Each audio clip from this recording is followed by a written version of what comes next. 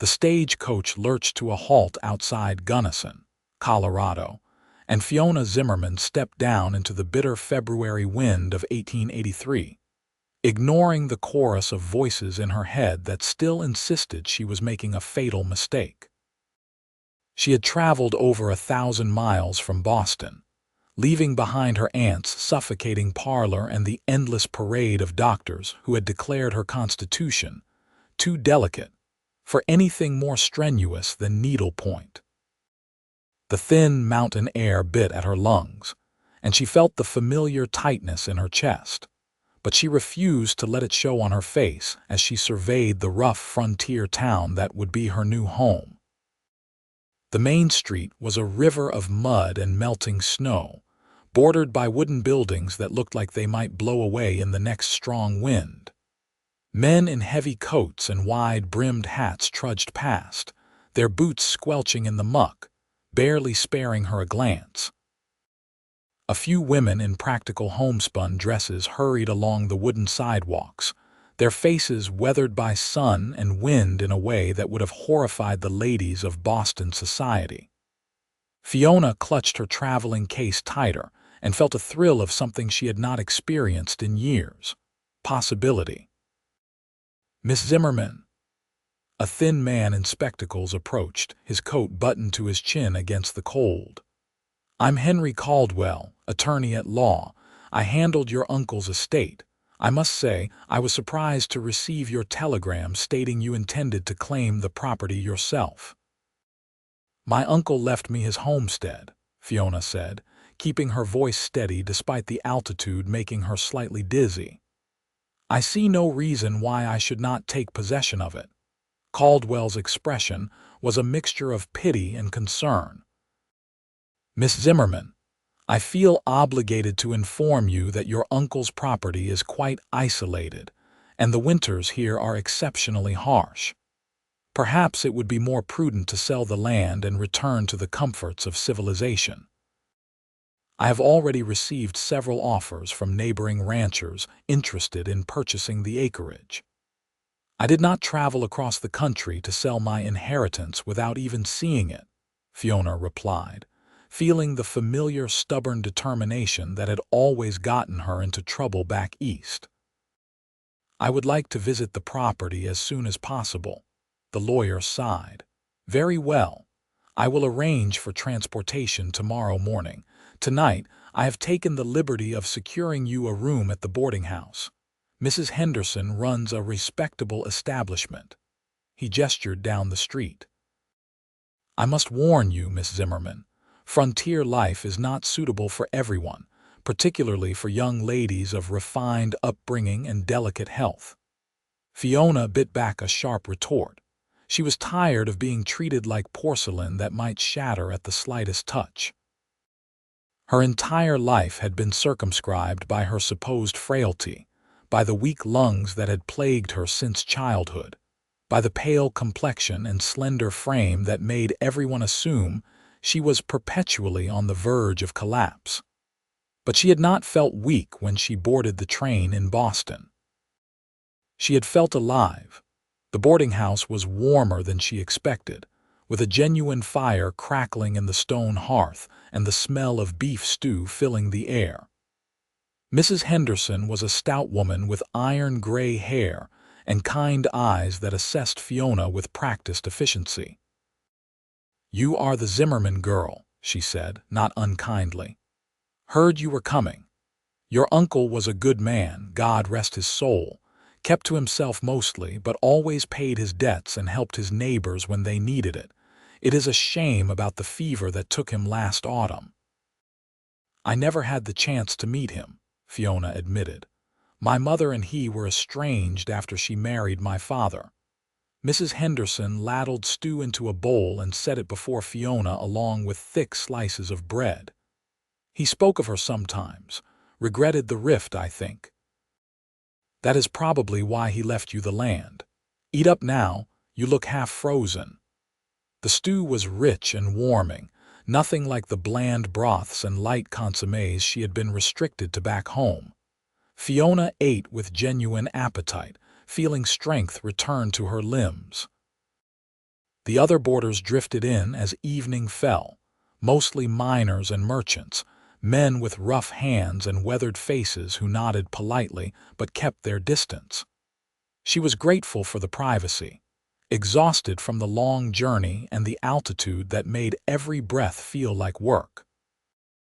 That night, lying in a narrow bed under heavy quilts, Fiona listened to the wind howl around the eaves and wondered if she had made a terrible mistake.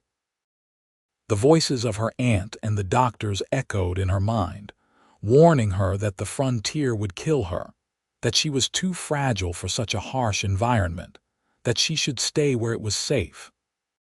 But safety had felt like a prison, and she had always wondered what lay beyond the walls of that carefully controlled life.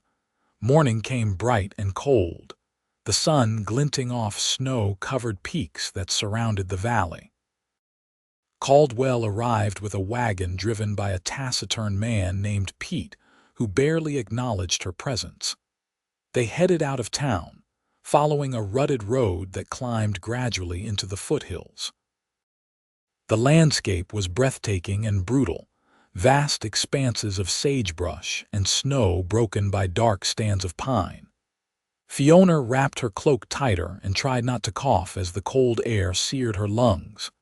After 2 hours, they turned onto a smaller track that wound through a narrow valley. Caldwell pointed ahead to a cluster of buildings nestled against the hillside. "That is your uncle's homestead, 160 acres with a cabin, barn, and several outbuildings. There is a good spring on the property and decent grazing land, though much of it is too rocky for farming. Your nearest neighbor is Owen Yates, who owns a cattle ranch about 3 miles to the west. He is one of the men who expressed interest in purchasing your land." The cabin was larger than she expected, built of thick logs chinked with mud and moss. The roof appeared sound, and smoke-stained stones around the chimney suggested it had been well maintained. The barn was weathered but sturdy, and she could see a chicken coop and what looked like a root cellar dug into the hillside. It was rough and isolated, but it was hers. "The livestock were sold off after your uncle's death," Caldwell explained as they approached. "But the cabin is furnished, and there are supplies in the cellar. Still, I must reiterate my strong recommendation that you sell.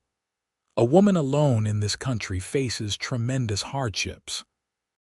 Fiona climbed down from the wagon, her legs unsteady after the long ride. She walked to the cabin door and pushed it open, stepping into the dim interior.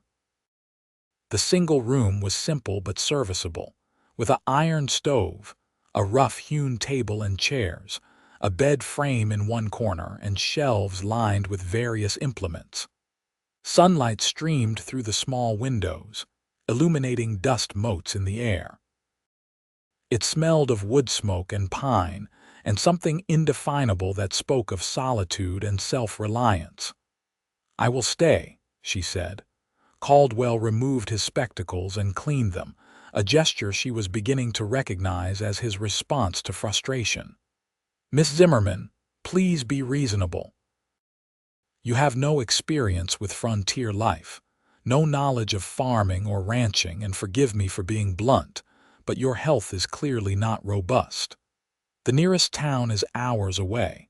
If you were to fall ill or injure yourself, there would be no one to help you."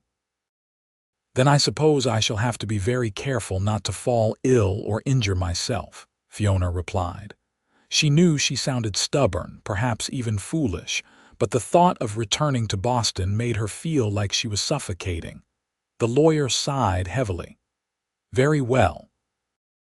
I will have Pete bring some supplies from town, enough to last you a few weeks. But I strongly suggest you reconsider.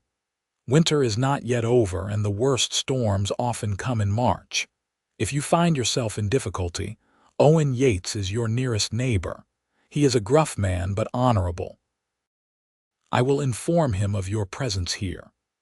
After they left, Fiona stood in the doorway of her cabin and looked out at the vast landscape. The silence was profound, broken only by the wind and the distant cry of a hawk. For the first time in her life, she was truly alone, and instead of fear, she felt a fierce joy rising in her chest. The first week passed in a blur of exhausting work. Fiona had never done physical labor before, and her muscles protested every movement. She hauled water from the spring, learned to build and maintain a fire in the stove, and explored every corner of her new property. The altitude continued to trouble her lungs, and she had several frightening episodes where she could not seem to catch her breath, but she refused to give in to panic. She had brought her medicines from Boston, and she rationed them carefully. She found her uncle's journals in a trunk beneath the bed, leather-bound books filled with observations about the land, weather patterns, notes on planting and livestock. He wrote about the isolation, the beauty of the mountains, the satisfaction of building something with his own hands. Reading his words late at night by lamplight, she felt a connection to this man she had never met, this person who had also chosen to step away from the expectations of civilized society. On the 8th day, she woke to find fresh snow had fallen during the night, covering everything in a pristine white blanket. She was hauling water from the spring, her breath forming clouds in the frigid air, when she heard the sound of horses approaching. 2 riders emerged from the trees, leading a pack mule. They stopped at the edge of her property, and one of them raised a hand in greeting. The man in front was tall and broad-shouldered, wearing a heavy sheepskin coat and a hat pulled low against the cold. His face was weathered and strong, with clear gray eyes that assessed her with the same practical efficiency Mrs. Henderson had shown. He looked to be in his early 30s, and there was something solid and capable about him that made her acutely aware of how small and unprepared she must appear. "Miss Zimmerman," his voice was deep and measured, "I am Owen Yates. I own the ranch to the west. Caldwell sent word that you had taken up residence here. This is my foreman, Sam Tucker." The second man touched his hat brim in greeting. He was older, with a salt and pepper beard and a weathered face that spoke of decades spent outdoors. "Mr. Yates," Fiona said, setting down the heavy pails. She was painfully conscious of her disheveled appearance, her dress muddy at the hem, her hair escaping from its pins. "I appreciate you stopping by, though I assure you I am managing quite well." Owen Yates dismounted with easy grace and walked toward her, his eyes taking in the cabin, the woodpile, the general state of the property.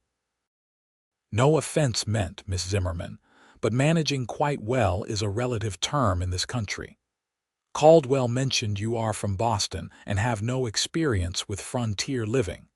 Winter storms can come up suddenly in these mountains. A person can freeze to death within sight of their own cabin if they are caught unprepared." "I am aware of the dangers, Mr. Yates," Fiona replied, irritation sharpening her tone. She was tired of being lectured about her inadequacy. "And I am learning quickly." Something that might have been amusement flickered in his eyes. "I do not doubt your determination, Miss Zimmerman, but determination alone will not keep you alive out here."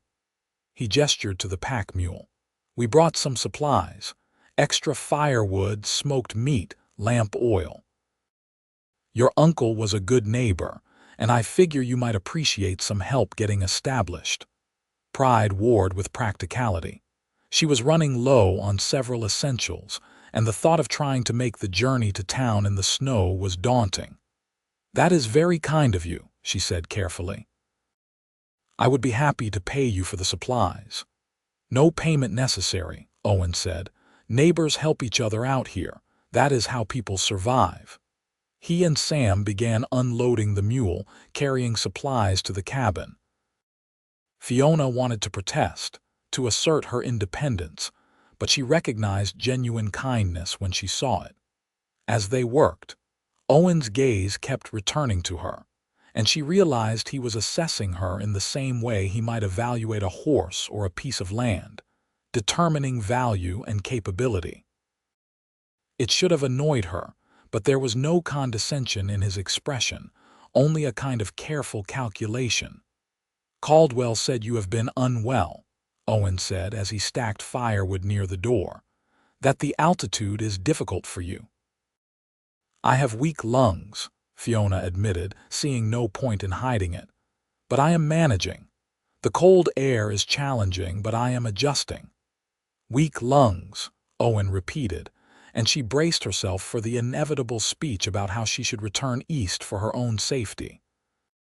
But instead, he said, "My mother had trouble with her breathing, especially in winter. She found that breathing steam helped. Hot water with pine needles boiled in it seemed to ease the tightness in her chest."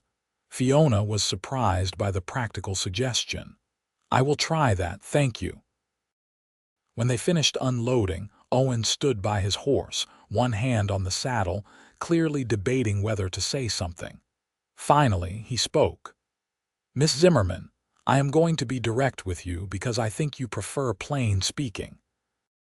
This is hard country, and it is especially hard on people who are not used to it. Your uncle was a tough old bird who had spent years learning how to survive out here, and even he struggled sometimes. I am not saying you should leave, but I am saying you should be realistic about what you are facing." "Everyone keeps telling me what I am facing," Fiona said, unable to keep the frustration from her voice. "And everyone assumes I will fail, but no one seems willing to consider that perhaps I am stronger than I look."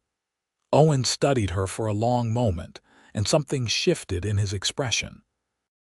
"Fair enough," he said quietly. "But strength comes in different forms out here. It is not just about endurance, it is about knowing when to ask for help and when to admit you are in over your head. Pride can kill you as surely as cold or hunger." "I will keep that in mind," Fiona said, softening slightly. She could see he was genuinely concerned, not condescending. "If you need anything, my ranch is 3 miles west. Follow the creek upstream and you will hit our property. We run about 200 head of cattle and have a dozen hands during spring and summer, fewer in winter. You are welcome to come by any time." He swung into the saddle with easy grace. "And Miss Zimmerman, if a bad storm blows in, do not try to tough it out alone. Get to shelter, whether that is your cabin or my ranch. More people die from stubbornness than from storms themselves." After they left, Fiona carried the supplies inside and took stock. There was enough here to last her several more weeks if she was careful. The smoked meat would supplement the dwindling supplies Caldwell had left, and the extra lamp oil meant she could read her uncle's journals without worrying about running out. She found herself thinking about Owen Yates, about the way he had looked at her, assessing but not dismissive. His eyes had been kind, she realized, despite the blunt words. That evening she tried his mother's remedy, boiling pine needles in water and breathing the fragrant steam. It did help, opening her airways and easing the constant tightness in her chest. She fell asleep thinking about gray eyes and capable hands, and the quiet confidence of a man who knew exactly who he was and what he was capable of. The weather held for another week, cold but clear, and Fiona established a routine. She rose with the sun, built up the fire, hauled water, and spent the days exploring her property and reading her uncle's journals. She found his tools in the barn and began the satisfying work of repairing things that had fallen into disrepair: a broken fence rail, a loose board on the chicken coop. The work was exhausting, and she collapsed into bed each night with aching muscles and blistered hands, but she felt more alive than she ever had in Boston. She was attempting to patch a hole in the barn roof when she heard horses again. This time it was Owen alone, riding a sturdy bay mare. He dismounted and looked up at her perched on the ladder, and she saw surprise and something else in his expression. "That is dangerous work for someone without experience," he called up. "Then I suppose I am gaining experience," Fiona replied, driving a nail through the shingle with more force than necessary. She had actually been terrified climbing up here, but she was not about to admit it. Need any help? She wanted to refuse, but the truth was she did need help. The damaged section was larger than she had realized, and she was not sure she had the strength to lift the heavy boards into place. "If you have the time, I would appreciate it," she admitted. Owen climbed the ladder with the ease of long practice and surveyed the damage. "This whole section needs to be replaced. The wood is rotted through. Let me get my tools from the saddlebag." They worked side by side for the next hour, and Fiona found herself acutely aware of his presence, the way he moved with confident efficiency, the strength in his hands as he pulled away rotted boards and fitted new ones into place.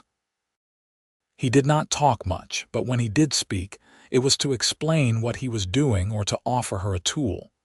He treated her like a partner in the work, not a fragile observer, and she appreciated that more than she could say. "You have been busy," Owen observed as they climbed down from the roof. "The place looks better than it has in months. Your uncle let things slide a bit toward the end. I think he was not feeling well even before the fever took him." "He wrote about it in his journals," Fiona said.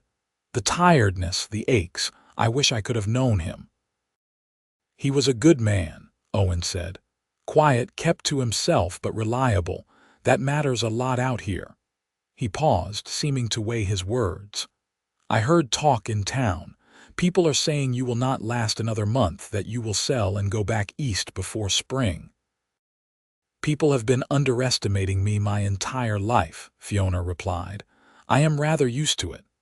Owen's mouth quirked in what might have been a smile. "I suspect you are more stubborn than people give you credit for, but stubbornness will only get you so far.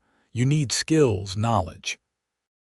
This land can kill you in 100 different ways if you are not prepared." "Then perhaps you could teach me," Fiona heard herself say. The words surprised her even as she spoke them, but once they were out, she realized she meant them. "You said neighbors help each other." "I need help learning how to survive out here, and in return, I can offer whatever skills I have. I am educated, I can read and write and do figures. If you or your men need help with accounts or letters, I would be happy to assist." Owen considered this, his gray eyes thoughtful.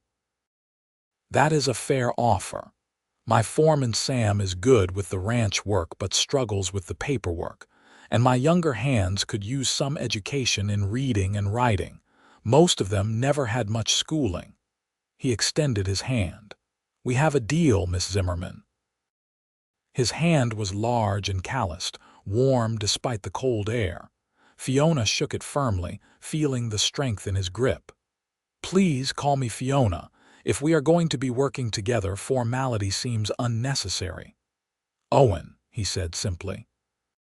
His hand lingered in hers for a moment longer than strictly necessary, and she felt warmth climb into her cheeks.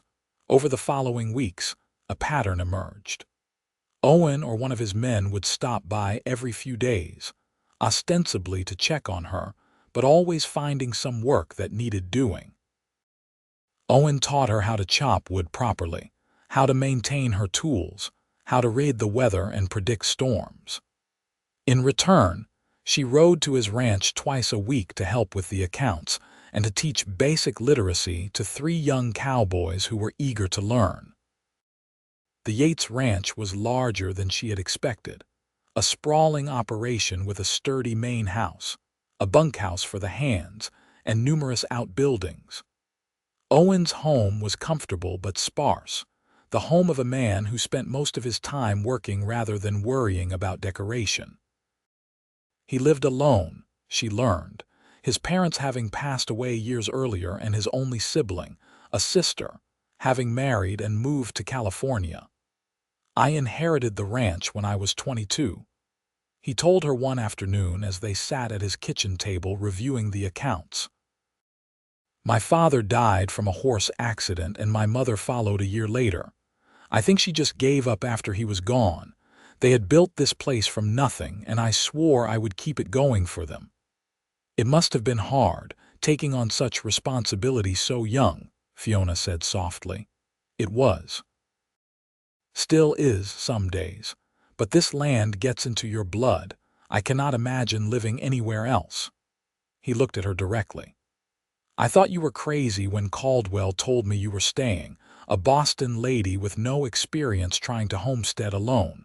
But you have surprised me, Fiona. You have got more grit than most men I know. The praise warmed her more than it should have. I am still learning, but I am grateful for your help. You are a quick study, Owen said, and you do not give up easily. Those are valuable traits out here. There was something in his voice, a warmth that had not been there before, and when their eyes met, Fiona felt her heart beat faster. March arrived with capricious weather, bright sunny days followed by sudden squalls. Fiona had learned to watch the sky, to read the subtle signs that Owen had taught her, the quality of light, the behavior of birds and animals, the feel of the wind. One afternoon, she noticed the clouds building to the west, dark and ominous, and she hurried to secure everything before the storm hit. The blizzard struck with terrifying suddenness, the wind howling like a living thing and snow falling so thick she could barely see her hand in front of her face. She made it to the cabin just as the full fury of the storm descended, and she huddled by the stove, feeding it carefully to keep the fire burning. The wind shook the walls, and snow found every crack and crevice, dusting the floor with white. She had enough wood and food to last several days, but she had never experienced anything like this, the sheer violent power of nature unleashed. On the second day, when the storm showed no signs of abating, she heard pounding on the door. She struggled to open it against the wind and found Owen on the other side, covered in snow, his face red with cold. "Thank God," he said, stumbling inside. "I was afraid you might have tried to come to the ranch and gotten lost in the storm." "I am not that foolish," Fiona said, helping him remove his snow-covered coat. "But you are the one who just rode 3 miles in a blizzard. That seems considerably more foolish." "I had to make sure you were all right," Owen said. His teeth were chattering and she could see he was half frozen. "I waited as long as I could, hoping it would blow over, but it just kept getting worse." "You could have died," Fiona said, her voice sharp with fear and anger. "What were you thinking?" "I was thinking about you alone in this storm," Owen replied, and there was something raw in his voice that made her breath catch. "I was thinking about how I would feel if something happened to you, and I had not even tried to help." They stared at each other for a long moment, the wind howling outside, the small cabin feeling even smaller with both of them in it. Fiona became acutely aware of how improper this situation was, the two of them alone together, but she could not bring herself to care. She was just grateful he was alive. "You need to warm up," she said practically. "Sit by the stove. I will make coffee." Owen sank into the chair closest to the stove, and she saw him wince as feeling returned to his extremities. She checked his hands and face for frostbite, and was relieved to find only minor exposure. She made strong coffee and heated some of the stew she had prepared earlier, watching as color gradually returned to his face. "You scared me," she admitted quietly. "When I opened the door and saw you standing there, I thought for a moment that something terrible had happened." "I am sorry," Owen said, "but I would do it again. I could not bear the thought of you facing this storm alone." "I have faced many things alone," Fiona said. "But I confess, I am glad you are here." The storm lasted 3 more days, and Owen stayed in the cabin, sleeping on the floor near the stove while Fiona kept the bed. They fell into an easy rhythm, cooking together, talking for hours, sharing stories of their lives. Owen told her about growing up on the ranch, about learning to rope and ride before he could read, about the hard years after his parents died when he had nearly lost everything. Fiona told him about Boston, about the suffocating restrictions of her life there, about the illness that had defined her childhood and the determination that had driven her west. "I was 8 when the lung fever nearly killed me," she said one evening as they sat by the fire. "The doctors said I would always be delicate, that I needed to avoid exertion and cold air and anything that might strain my constitution. My mother had died giving birth to me, and my father could not bear the thought of losing me too. He wrapped me in cotton wool and kept me trapped in that house like a bird in a cage. But you got out," Owen said softly. "My father died 2 years ago. I went to live with my aunt, who was even more protective than he had been. She wanted me to marry a wealthy merchant who would keep me in the same kind of luxurious prison. When the letter came about my uncle's property, I saw a way out. Everyone said I was mad, that I would die out here within a month.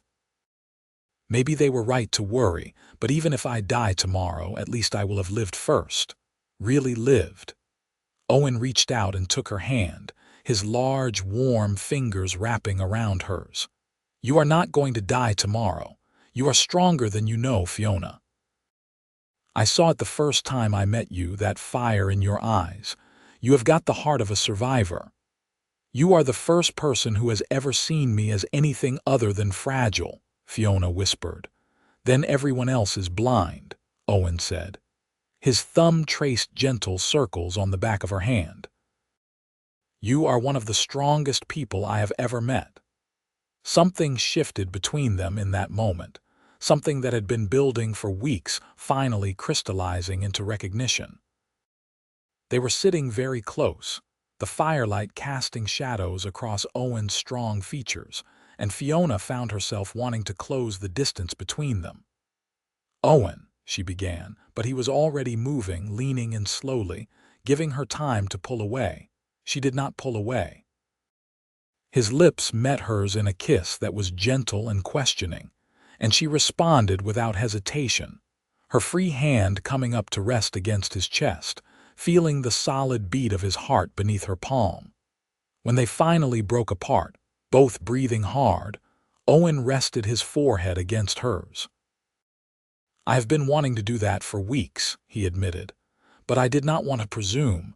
I know you came out here for independence, not to be courted by some rancher." "What if I want both?" Fiona asked. "Independence and you, then I would say you can have both," Owen replied. "I do not want to cage you, Fiona. I have seen what you are capable of, and I have no desire to clip your wings, but I would very much like to be part of your life if you will have me." "I would like that too," Fiona said, and kissed him again. The storm finally broke on the 4th day, leaving the world buried in snow and glittering in brilliant sunshine. Owen needed to get back to his ranch, to check on his cattle and his men, but he was reluctant to leave. "Come with me," he said as he prepared to depart. "Stay at the ranch until the worst of the snow melts. It would be safer and we could spend more time together." Fiona was tempted, but she shook her head. "I need to stay here to prove to myself that I can do this, but I will visit soon, I promise." Owen kissed her goodbye, a long, lingering kiss that left her dizzy. "Be careful, and if another storm blows in, you come to the ranch. No arguments." "No arguments," she agreed. After he left, Fiona stood in the doorway of her cabin and looked out at the transformed landscape. Everything was clean and white and full of possibility. She thought about Owen's kiss, about the way he had looked at her, like she was someone precious and strong at the same time. She thought about the future, about the life she might build here, and for the first time that future included another person. Spring came slowly to the high country, the snow melting in fits and starts, revealing the brown grass beneath. Fiona threw herself into preparing her land for planting, using the knowledge she had gleaned from her uncle's journals. Owen and his men helped her plow a small field and taught her about irrigation and crop rotation. She ordered seeds from the mercantile in Gunnison and planted potatoes, beans, and squash, hardy vegetables that could withstand the short growing season. She also acquired chickens, a dozen hens and a rooster that provided eggs and entertainment. The ranch hands helped her repair the chicken coop, and she found herself looking forward to their visits, to the easy camaraderie that had developed. Sam Tucker, Owen's foreman, had become something of a mentor, teaching her the practical skills she needed to survive. The younger cowboys, Billy, James, and Tom, were eager students in her literacy classes, and she took satisfaction in watching their skills improve. But it was Owen she thought about most, Owen whose visits made her heart race, Owen whose kisses left her breathless. They courted in the frontier fashion, stolen moments between work, conversations that stretched late into the evening, rides across the spring landscape as the wildflowers began to bloom. He showed her the boundaries of his ranch, the high meadows where the cattle would graze in summer, the hidden valleys where deer gathered at dawn. "I love this land," he told her one afternoon as they sat on a ridge overlooking his property. "Every acre of it. My parents poured their lives into this place, and I feel their presence here in the wind and the grass. This is where I belong." "I am beginning to understand that feeling," Fiona said. "When I first arrived, I just wanted to prove I could survive. But now I find myself looking at the mountains and the sky, and I cannot imagine being anywhere else." Owen took her hand. "Stay," he said simply. "Not just for the summer, but forever. Marry me, Fiona, be my partner in all of this. We can combine our properties, build something even stronger together." Fiona's heart soared and stumbled at the same time. "Owen, I care for you deeply, more than I have ever cared for anyone, but I need to know that marriage would not mean giving up the independence I came here to find. I do not want to trade one cage for another." "Is that what you think I am offering?" Owen asked, and there was hurt in his voice. "Fiona, I want a partner, not a possession. I have watched you work yourself to exhaustion fixing up your uncle's place, and I have seen the satisfaction in your eyes when you accomplish something difficult. I would never ask you to give that up. What I am proposing is a partnership, two people building a life together, each bringing their own strength to the endeavor." "You mean that?" Fiona searched his face, looking for any sign of insincerity. "With all my heart," Owen said. "I love you, Fiona Zimmerman. I love your courage and your stubbornness, and the way you refuse to let anyone tell you what you cannot do. I love the fire in your eyes and the strength in your spirit. Marry me, and we will build something remarkable together." Tears spilled down Fiona's cheeks, but she was smiling. "Yes," she whispered. "Yes, I will marry you." Owen let out a whoop of joy and pulled her into his arms, kissing her with such enthusiasm that they nearly tumbled off the rock they were sitting on. When they finally came up for air, both laughing, he held her close and said, "I promise you, Fiona, you will never regret this. We are going to have an amazing life together." They were married in June in a simple ceremony at the church in Gunnison. Mrs. Henderson and the lawyer Caldwell stood as witnesses, along with Sam Tucker and several of the ranch hands. Fiona wore a simple dress of pale blue cotton, practical but pretty, and Owen wore his best suit, looking uncomfortable but handsome. The preacher spoke about the challenges of frontier life and the importance of partnership. And when Owen slipped the plain gold band onto Fiona's finger, she felt like she was being given not just a husband but a whole new life. The celebration afterward was held at the ranch, with the hands providing music on fiddles and guitars, and Mrs. Henderson contributing several pies. Fiona danced with Owen under the stars, his arms strong around her, and felt joy so complete It was almost painful. "Are you happy?" Owen murmured against her ear as they swayed to the music. "Happier than I ever thought possible," Fiona replied truthfully. They spent their wedding night in Owen's house, which was now her house too. He was gentle and patient, and if there was awkwardness, there was also laughter and tenderness and a passion that surprised them both. Afterward, lying in his arms, Fiona thought about the doctors who had warned her that marriage and childbearing would be impossible for someone with her delicate constitution. She had defied them by surviving the frontier winter, and she would defy them in this too. The summer passed in a blur of hard work and happiness. Fiona divided her time between her original homestead, which they decided to keep as a separate property, and the main ranch. They hired a young couple, newly arrived from Missouri, to work her land in exchange for a share of the crops.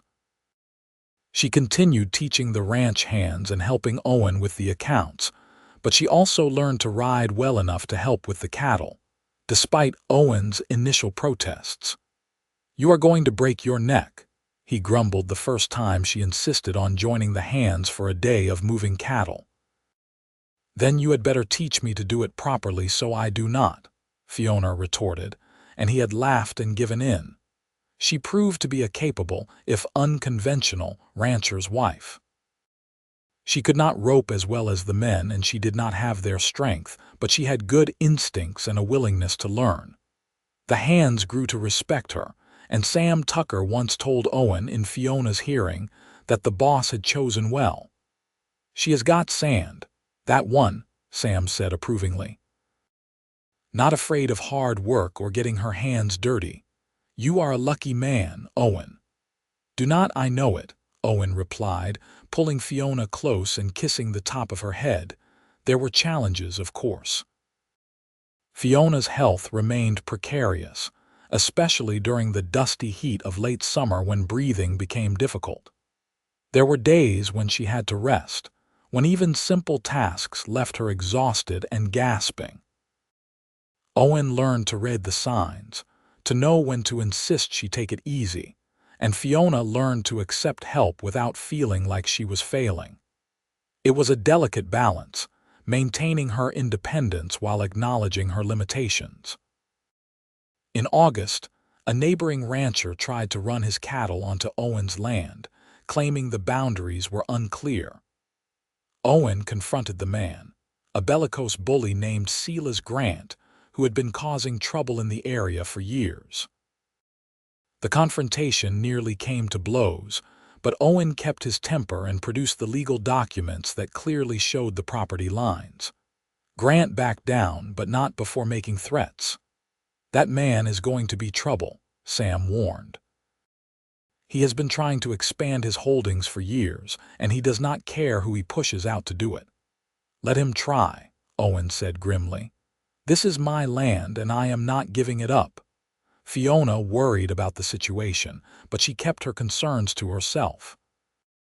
She had learned that frontier disputes could turn violent, and she did not want to add to Owen's stress. Instead, she focused on running the household efficiently and helping in any way she could. In September, she began to suspect she might be pregnant. Her monthly courses, which had always been irregular, had stopped entirely, and she felt a persistent queasiness in the mornings. She said nothing to Owen at first, afraid to raise hopes that might be dashed. But when a full 2 months had passed and there was no doubt, she finally told him. Owen's reaction was everything she could have hoped for. He picked her up and spun her around, his face alight with joy, then immediately set her down carefully as if she might shatter. "A baby," he said wonderingly. "We are going to have a baby." "The doctors said I could not," Fiona said, her own joy mixed with anxiety. "They said childbearing would be too dangerous for someone with my weak lungs. What if they were right? What if something goes wrong?" Owen took her face in his hands and looked at her seriously. "Those doctors were wrong about everything else. They said you could not survive a frontier winter, and you did. They said you were too frail for this life, and you have proven them wrong every single day. We will get through this together, Fiona. Whatever comes, we will face it together." His confidence bolstered her own. They sent for the doctor from Gunnison, a practical man named Dr. Morrison, who had been delivering babies in the mountains for 20 years.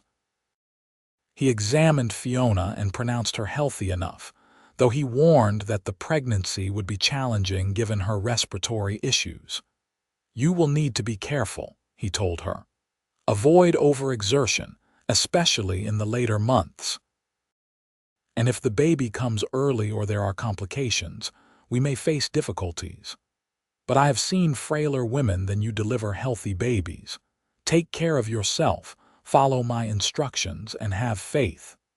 Fiona did her best to follow his advice, though it went against her nature to be cautious. Owen became absurdly protective, insisting she rest frequently and refusing to let her do any heavy work. It would have been suffocating if she had not understood that it came from love and fear. He had lost his mother, and she knew he was terrified of losing her. "I am not made of glass," she told him one afternoon when he had forbidden her from climbing the ladder to the hayloft. "Women have been having babies since the beginning of time. I will be fine." "Humor me," Owen said, and there was such vulnerability in his eyes that she relented. The winter was milder than the previous one, for which Fiona was grateful. Her belly grew round and heavy, and the baby kicked vigorously, especially at night when she was trying to sleep. She had never felt anything like it, this sense of another life growing inside her, and it filled her with wonder and terror in equal measure. In February, on a cold, clear night with stars blazing overhead, the pains began. Owen rode through the darkness to fetch Dr. Morrison while Sam Tucker stayed with Fiona, his weathered face calm and reassuring. Mrs. Henderson arrived within the hour, having anticipated the birth and taken a room in town to be closer. The labor was long and difficult. Fiona's breathing, always her weakness, became labored as the contractions intensified. She struggled to get enough air, panic rising as she felt her lungs tightening. Mrs. Henderson talked her through it, her voice firm and steady, showing her how to breathe in short, controlled gasps rather than trying to take deep breaths. Owen returned with the doctor just before dawn, his face white with fear. Dr. Morrison took over, competent and brisk, and Owen held Fiona's hand, murmuring encouragement. She was beyond exhaustion, her body racked with pain and the struggle to breathe, and there were moments when she thought she could not go on. But then she would look at Owen's face, at the love and fear in his eyes, and she would find the strength to push again.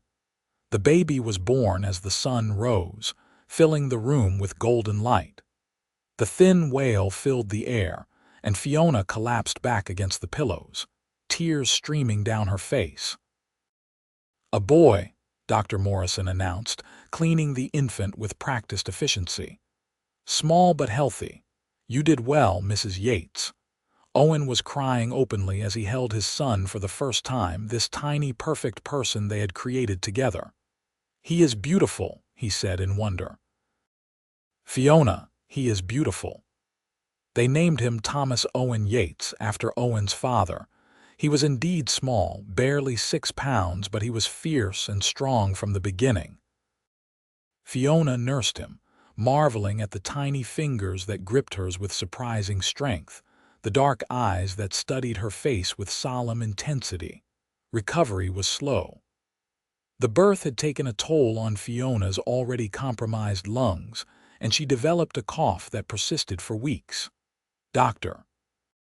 Morrison visited regularly, concerned about the possibility of pneumonia, but Fiona slowly regained her strength. Owen was tireless, caring for both her and the baby, changing soiled linens, walking the floor with Thomas when he cried, bringing Fiona meals and making sure she rested. "You are going to spoil me," Fiona said one afternoon as he brought her tea and toast. "Good," Owen replied. "You deserve to be spoiled. You just did the most amazing thing, and I am in awe of you." By spring, Fiona was back on her feet, though she tired more easily than before. Thomas was growing rapidly, his cries loud and demanding, his appetite voracious. She carried him in a sling as she went about her work, unwilling to be confined to the house any longer than necessary. The ranch hands doted on him, taking turns holding him and making ridiculous faces to elicit his gummy smiles. Life settled into a new rhythm, busier and more chaotic than before but deeply satisfying. Fiona had not forgotten her drive for independence, but she had learned that independence did not mean isolation. She had a partner in Owen, a true equal who valued her contributions and supported her ambitions. Together, they made decisions about the ranch, about Thomas's future, about how they wanted to live their lives. That summer, Silas Grant made good on his threats. His cattle trampled through one of Owen's hay fields, destroying weeks of work. When Owen confronted him, Grant claimed it was an accident, but everyone knew better. Owen could have retaliated in kind, but instead he filed a formal complaint with the territorial authorities. It was a calculated risk, relying on law rather than frontier justice, but Owen wanted to prove that civilization was coming to this country, that disputes could be settled without violence.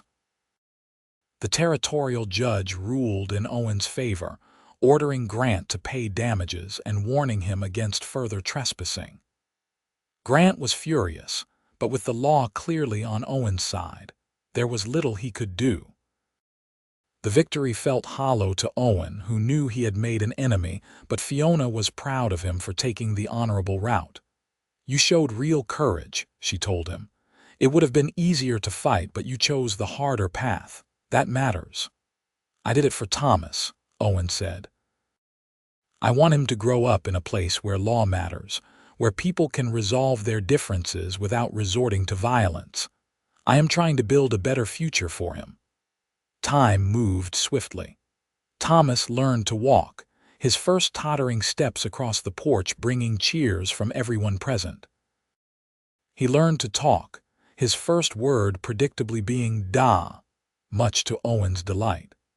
He was a bright, curious child, fearless in the way of toddlers, and Fiona found herself constantly chasing after him to keep him out of trouble. Fiona continued to struggle with her health, particularly in winter when the cold air aggravated her lungs. There were times when she was confined to bed for days, coughing and gasping, and Owen would sit with her, reading aloud or just holding her hand. The doctors had been right about one thing: she would never be truly robust. But she had learned to manage her condition, to pace herself, to accept help when she needed it. When Thomas was 3, Fiona discovered she was pregnant again. The news brought mixed emotions. She loved being a mother, but the first pregnancy had been so difficult, and she was not sure she could endure it again.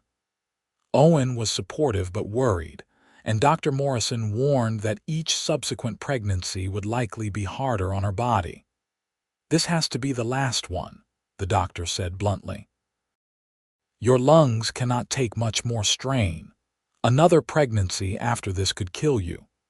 Fiona and Owen discussed it seriously, weighing their desire for more children against the very real risks. In the end, they decided to accept what came, to trust that they would handle whatever challenges arose. This pregnancy was indeed harder than the first. Fiona was sick for months, barely able to keep food down, and her breathing difficulties worsened as the baby grew. Owen hired additional help for the household, bringing in a young woman from town to help with the cooking and cleaning and caring for Thomas. It galled Fiona to need so much assistance, but she had learned to swallow her pride. The baby came in early December, 3 weeks before her due date. The labor was mercifully shorter than the first, but more intense, and Fiona struggled through it with grim determination. When it was over and Dr. Morrison placed a squalling, red-faced infant in her arms, she felt overwhelming relief. "A girl," the doctor said with a smile. "Small but healthy, like her brother." They named her Ellen after Owen's mother. She had Fiona's delicate features and Owen's gray eyes, and from the beginning, she was a calmer baby than Thomas had been. Fiona recovered more quickly this time, though Dr. Morrison made good on his warning, telling her in no uncertain terms that there would be no more pregnancies. "Your body has given everything it can," he said. "Another pregnancy would almost certainly kill you, and possibly the baby as well. I know this is not easy to hear, but you need to understand the stakes." Fiona accepted his verdict with mixed feelings. 2 children were more than she had ever dared hope for, and she was grateful for them. But there was grief, too, for the children she would never have, for the way her body limited her choices. Owen held her that night as she cried, his own tears dampening her hair. "I am so sorry," he said. "I know you wanted a large family." "I wanted to survive," Fiona said. "I wanted a life that mattered. And I have that. I have you and Thomas and Ellen. I have more than I ever dreamed possible when I got off that stagecoach 7 years ago. The doctors said I would be dead by now, but here I am. We won, Owen. Against all the odds, we won." The years flowed past like water. Thomas grew into a serious boy who loved the ranch and the animals, who followed his father everywhere and absorbed everything Owen could teach him. Ellen was quieter, more introspective, with a love of books and learning that reminded Owen of Fiona. Both children were healthy and strong, untouched by the respiratory issues that plagued their mother, and for that Fiona was profoundly grateful. The ranch prospered. Owen and Fiona expanded their herd, purchased additional land, and built a larger house to accommodate their growing family. They added onto the original structure, creating separate rooms for the children and a parlor where Fiona could host the occasional gathering of neighboring ranch wives. It was not fancy by Boston standards, but it was comfortable and warm, filled with the sounds of laughter and life. Fiona never forgot her original homestead, the cabin where she had proven to herself and everyone else that she could survive. They kept it maintained, using it as a line shack during the summer when the cattle were grazing in the high meadows. Sometimes Fiona would ride up there alone, standing in the doorway and remembering that first harsh winter, the determination and terror and exhilaration of those early days. That cabin represented everything she had fought for, and she treasured it. When Thomas was 10 and Ellen 7, Fiona received a letter from her aunt in Boston. It was the first communication she had received from the East in years. Her aunt was elderly now and unwell, and she wrote to say that she had been wrong to try to keep Fiona trapped in Boston, wrong to tell her she was too frail for frontier life. She had read about the expansion of the railroads into Colorado and the growth of settlements in the mountains, and she wondered if Fiona might visit, might allow her to meet her grandniece and nephew before she died. Fiona showed the letter to Owen. "She wants to make amends," she said. "I do not know if I can forgive her for all the years she tried to cage me, but she is family and she is dying." "Then we should go," Owen said. "The children should meet her, and you should have the chance to make peace if you want it. The ranch can spare us for a few weeks." They made the journey east in late spring, traveling by rail in relative comfort. The children were wide-eyed at the sights, the bustling cities and the crowds of people. When they arrived in Boston, Fiona was struck by how small and claustrophobic everything seemed. The narrow streets and close-packed buildings, the sense of being hemmed in on all sides. Her aunt's house was just as she remembered, dark and overfurnished, with heavy drapes that blocked out the sunlight. But her aunt had changed, illness having shrunk her from the formidable matriarch Fiona, remembered into a frail old woman. She wept when she saw Fiona and again when she met Thomas and Ellen. "You look well," her aunt said wonderingly. "I thought you would be dead by now. The doctors said you would not survive out there." "The doctors were wrong," Fiona said simply, "about many things." They stayed for 2 weeks, and Fiona found a measure of peace with her past. Her aunt apologized repeatedly for trying to control her life, for not believing in her strength. She marveled at the stories Fiona told about the ranch, about learning to survive in the mountains, about building a life with Owen. "You were always stronger than any of us realized," her aunt said. "I see that now. I am sorry I did not see it sooner." "I forgive you," Fiona said, and meant it. When they returned to Colorado, Fiona felt lighter, as if a burden she had not realized she was carrying had been lifted. The mountains welcomed them home, the peaks still capped with snow even in summer, and when she saw the ranch buildings in the distance, she felt her heart swell with love for this place that had become her true home.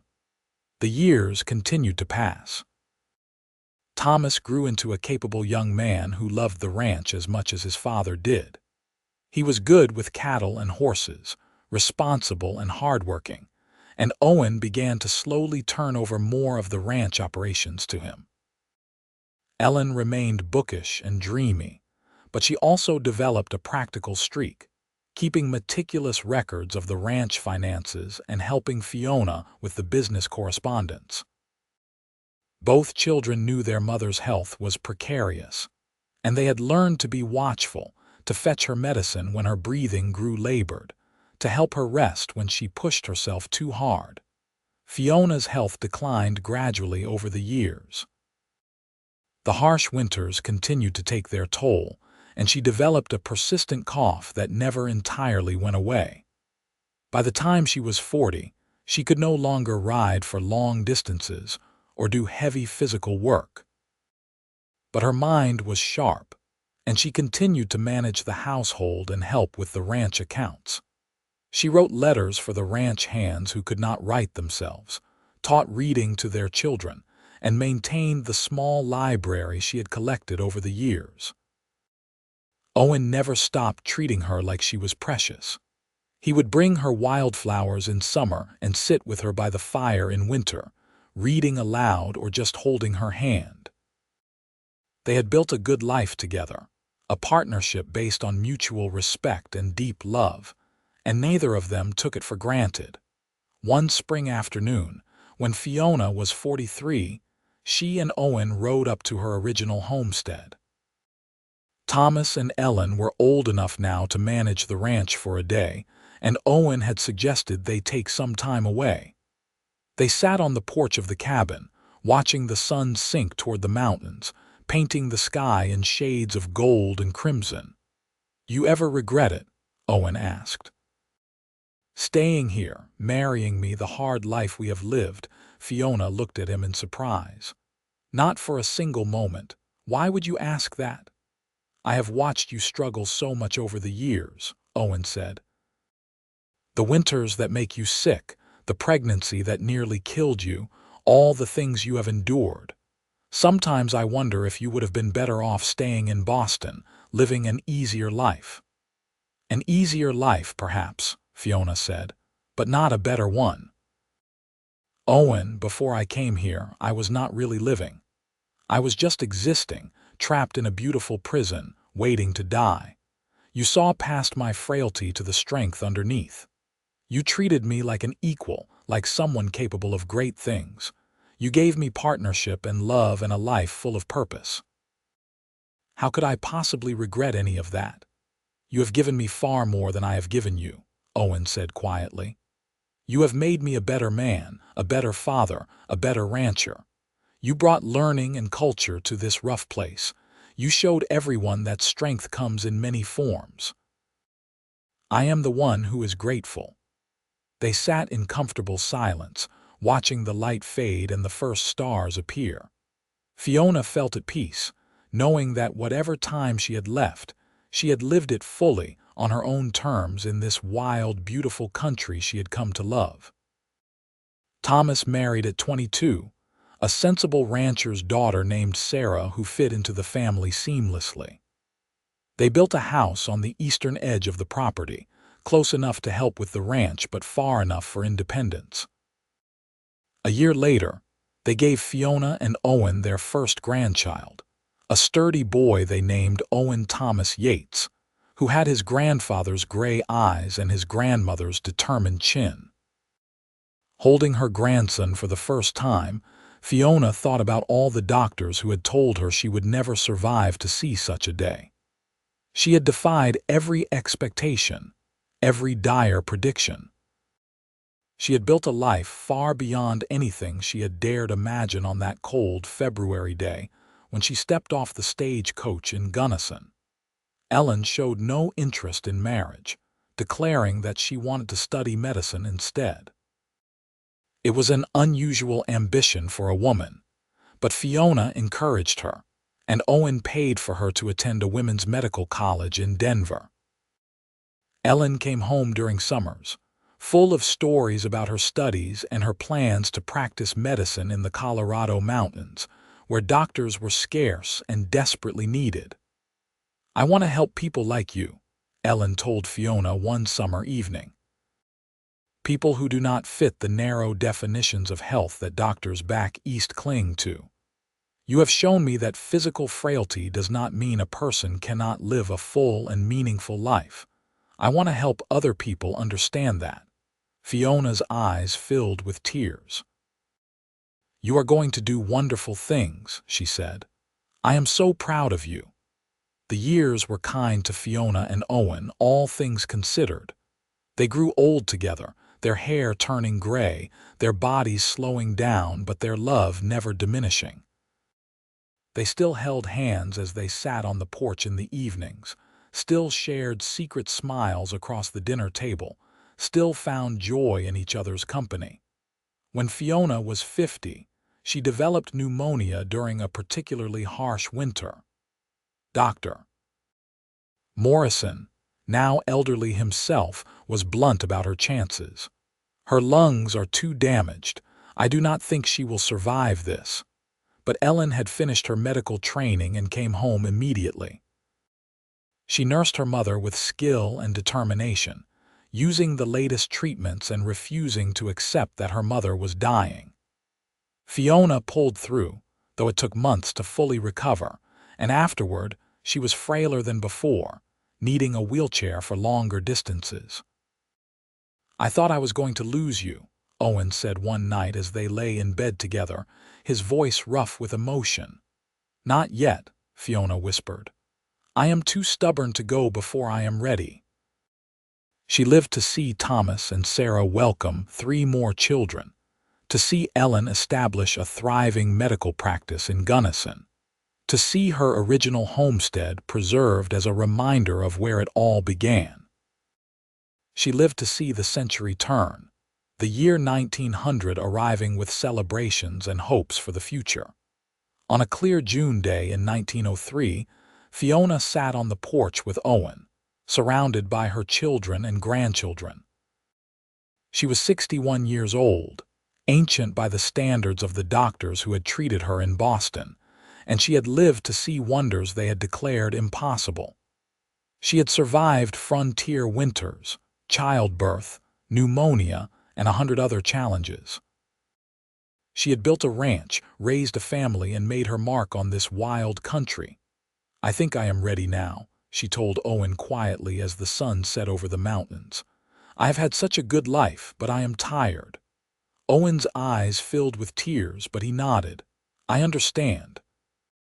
She died peacefully in her sleep that night, Owen's hand clasped in hers.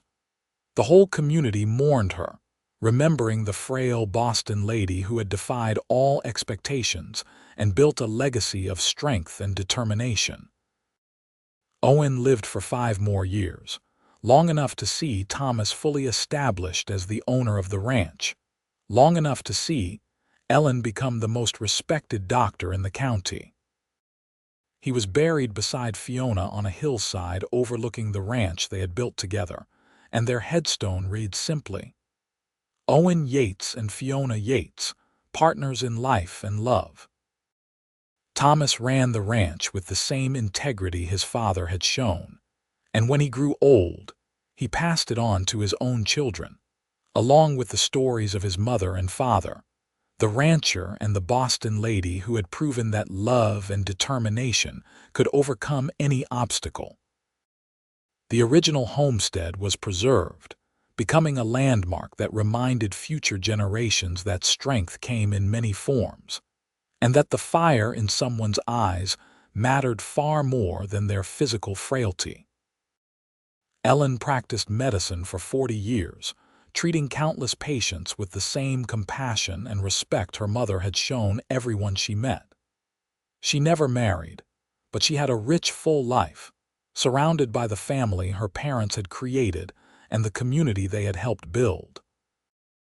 The ranch remained in the Yates family for generations, growing and changing with the times, but never losing the values Owen and Fiona had instilled.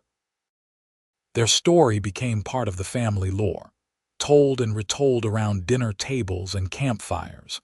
The tale of a woman everyone said was too frail for frontier winters, and the rancher who saw fire in her eyes and recognized a kindred spirit. In the end, Fiona's greatest legacy was not the land or the ranch, or even her children and grandchildren, though all of those things mattered.